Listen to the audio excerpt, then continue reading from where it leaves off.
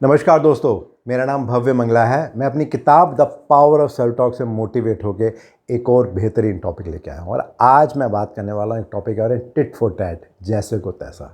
और जब तक ये टॉपिक समाप्त होगा आपको समझ में आएगा इसका मतलब क्या है, क्या मीनिंग है इसका हमारी लाइफ में, क्या हमारी लाइफ को ये आसान कर रहा है, मुश्किल कर रहा है, और क्या कर सकते हैं इससे बचने के लिए।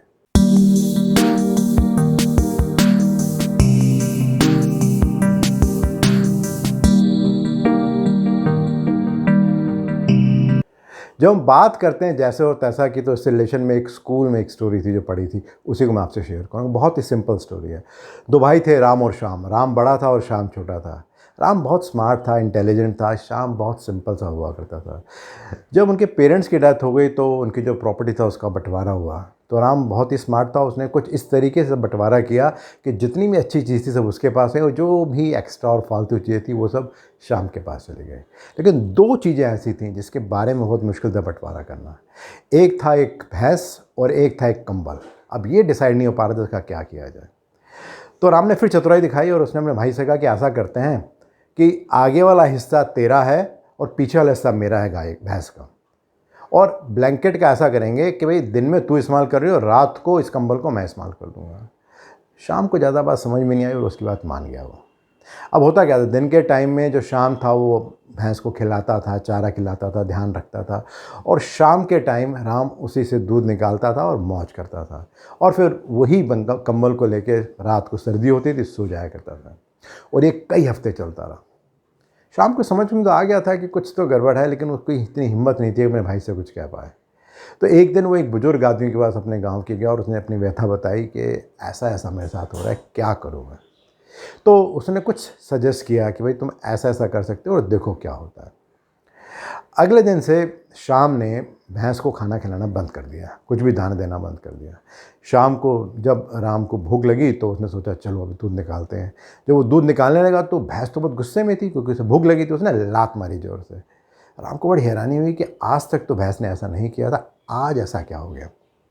उसने सोचा कोई बात नहीं, चलो मैं अब सो जाता हूँ जाके। जब वो सोने लगा तो उसने देखा जो कंबल था बिल्कुल गीला था।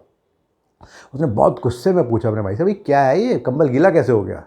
तो उसने कहा भाई आज ये गंदा हो गया था तो मैंने सोचा इसे धो दूँ, इसीलिए गीला हो गया। अब ये बात एक दिन नहीं चली, ये बात पूरे हफ्ते ऐसी चलती रही। और जब ये बात चल रही थी तो राम को ये बात समझ में तो आ गई कि अब शाम को बेवकूफ़ नहीं बनाया जा सकता।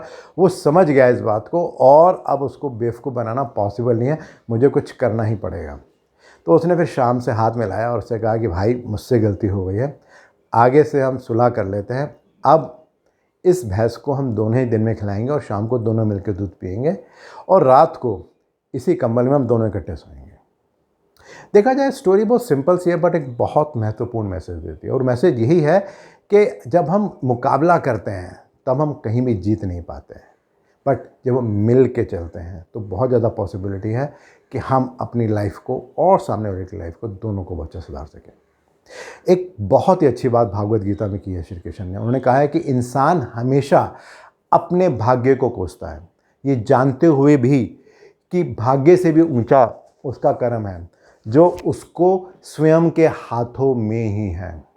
इन जनरल क्या होता है, हम टिटो टैट में ही बिलीव करते हैं, जैसे को तैसा करते हैं। हम किसी को नमस्कार करते हैं, सामने वाला हमें नमस्कार कर देता है। हम किसी की मदद करते हैं, सामने वाला ही मदद कर देता है। हम किसी को पैसा देते हैं, किसी को टाइम देते हैं, सामने वाला भी ऐसा करता है। वहीं इसका उल्टा होता है, हम किसी को नमस्ते नहीं करते, सामने वाला कहता है अच्छा इसने मुझे नमस्ते नहीं की, मैं भी नमस्ते नहीं करूँगा। किसी ने हमसे मदद मांगी, हमने उसकी मदद नहीं की, अगली बार जब उसे मौका मिलता है तो वही मदद नहीं करता। किसी को हमने कहा था कि हम तुम्हें इतना पैसा दे देंगे और हमने पैसा नहीं दिया, जब अगली बार उसकी बारी आती है तो वो कहता है तूने भी मुझे मदद नहीं की थी, मैं भी तुझे नहीं करूँगा। तो इन अभी हम क्या कर रहे हैं, हम एक दूसरे को कॉपी कर रहे हैं। जो जैसा करता है हम वैसा ही करते हैं, बट हम इसको रियलाइज़ नहीं करते कि ऐसा करते हुए अक्सर हमारी जो अपनी शक्तियाँ उसको हम भूल जाते हैं और हम दूसरे के रंग में रंग जाते हैं। तो ज़्यादा शक्तिशाली कौन हुआ, हम या वो? बिल्कुल सिंपल आंसर है, जो दूसरा आदमी है वो ज़्यादा शक्तिशाली है, क्योंकि हम उसके हिसाब से अपने आप को ढाल लिया। जैसे कि एक बहुत छोटी सी स्टोरी, बहुत इंटरेस्टिंग स्टोरी है कि दो दोस्त हुआ करते थे, बचपन से इकट्ठे बड़े हुए और खूब खेलते थे, एंजॉय करते थे। जब बड़े भी हो गए तो जितने भी त्यौहार होते थे, दिवाली हुई तो एक दूसरे के घर जाना, गिफ्ट देना, वहीं खाना खाना, ऐसा करते थे। और ऐसा करते करते सालों निकल गए थे। एक बार एक दोस्त जा नहीं पा रहा था क्योंकि उसके पास कुछ बहुत ज़रूरी काम था। तो उसने अपने बेटे से कहा कि भाई आज तू चला जा गिफ्ट लेके, और मेरी जगह तू वहाँ पे जाके दिवाली की शुभकामनाएं दे आ। उसका बेटा चला गया। मज़ेदार बात क्या थी कि थोड़ी देर बाद दूसरे दोस्त का भी बेटा आया और वो भी दिवाली का गिफ्ट देके चला गया। Tit for tat. बट हमें क्या समझना है इससे? समझने की बात यह है कि हमने अपनी शक्तियों को छोड़ दिया। हमारे अंदर जो शक्तियाँ थीं हमने उसको छोड़ दिया क्योंकि हमें लगा अगर सामने वाला ऐसा है तो मैं भी ऐसा करूँगा। एक बहुत ही अच्छी बात इस बारे में कही गई है जहाँ पे कहा गया है कि अपने अंदर करुणा रखो, आवेश नहीं। मेघ की वर्षा से पुष्प खिलते हैं, उसकी गर्जना से नहीं। तो इस बात को समझना बहुत ज़रूरी है कि जब हम सामने वाले के पर्सपेक्टिव को समझते हैं, जब हम सामने वाले की बात को समझते हैं तो चीज़ों को समझना बड़ा आसान हो जाता है। लेकिन अगर हम ये सोचते हैं कि सामने वाले ने चूँकि हमारे साथ ऐसा नहीं किया तो मैं भी उसका ऐसा क्यों करूँ, तो सारी प्रॉब्लम खड़ी रहती है। बट जैसे मैंने पहले कहा था, कॉपिंग, हम कॉपी करने में बहुत आगे। अगर एक भी इंसान, जैसे कि मैं, सामने वाला अगर मुझे नमस्कार नहीं भी कर रहा, मैं उसको अगर नमस्कार करूं, सामने वाला अगर मुझे मदद नहीं भी कर रहा, मैं उसके लगा मदद करूं, तो बहुत ज़्यादा पॉसिबिलिटी है कि बहुत जल्दी सामने वाला ही बिहेव करने लगे। हो सकता है शुरू शुरू में हमें जब ये करना हो तो हमें बहुत आनंद ना आए, थोड़ी मुश्किल हो, लेकिन अगर इसको हम कंटिन्यू कर लेंगे कुछ दिन भी, तो बहुत ज़्यादा पॉसिबिलिटी है कि सामने वाले में भी परिवर्तन आ जाएगा। और अगर सामने वाला नहीं भी बदला तो हम एटलीस्ट शांत रहेंगे, रिलैक्स रहेंगे और हम अपनी लाइफ को एंजॉय कर सकते हैं। एक बहुत ही इंटरेस्टिंग बात इसी बारे में कही गई है कि अच्छा सोचिए, अच्छा बोलिए और अच्छा कीजिए, क्योंकि सब कुछ आपके पास वापस लौट कर ही आता है। जब हम कहते हैं कि सामने वाला हमारे हिसाब से बिहेव नहीं कर रहा, तो कई सारे कारण हो सकते हैं। से फॉर एग्जांपल, सिंपल सा एग्जांपल लेके चलते हैं कि मैंने किसी को नमस्ते किया और सामने वाला नमस्ते नहीं कर रहा, तो क्या करा जाए इसमें? ठीक है, सामने वाले ने नमस्ते नहीं किया, मैंने उसको ऐसा किया, हो सकता है वो भूल गया हो सकता है वो कहीं बिजी हो सकता है उसके अंदर कोई इन्फिनिटी कॉम्प्लेक्स हो, मे बी उसके अंदर सुपीरियरिटी कॉम्प्लेक्स हो, बट बहुत सारे कारण हो सकते हैं। बट इसका मतलब ये नहीं है कि हमारे अंदर जो प्रतिभा है, हमारे अंदर जो कैपेबिलिटी है, उसको हम छोड़ दें सिर्फ इसीलिए क्योंकि सामने वाला ऐसा बिहेव नहीं कर रहा।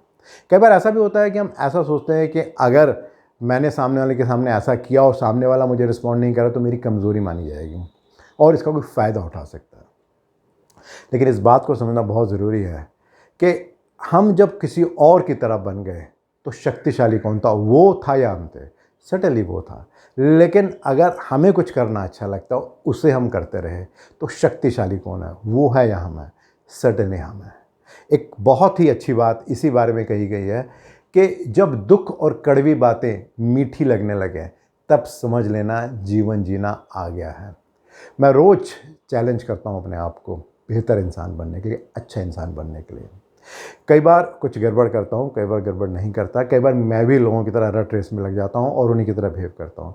कई बार मुझे लगता है कि नहीं, जो मुझे सही लगता है मुझे वो करना है। सक्सेसफुल भी होता हूँ, फेल भी होता हूँ, लेकिन मैं रोज़ अपने आप को चैलेंज कर रहा हूँ। आप क्या कर रहे हैं? मैं आपके फीडबैक इंतजार कर रहा हूँ। धन्यवाद।